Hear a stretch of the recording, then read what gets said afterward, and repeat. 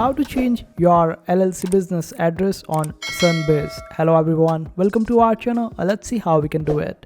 For this, just simply open up the official website of Sunbiz. You can simply find it by searching it up on Google and then open up this particular link, and this will take you over here. Now here, first of all, you would require your document number, and for that you can simply click on this option of search records and wait for it to load. Here you can search the records by your name of your entity. Simply select name, then type the name of your entity. This way you would be able to get the document number for your entity. Just simply copy that particular document number and get back to the official page, which is the home page, and then select this option of manage change existing business.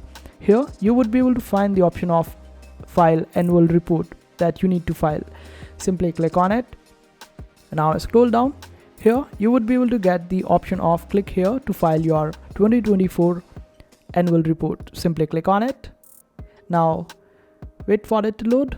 Here it would ask you to provide the document number for your entity. Provide the document number and click on submit. After that, you would be able to find all the details related to your entity. The business address would be there as well.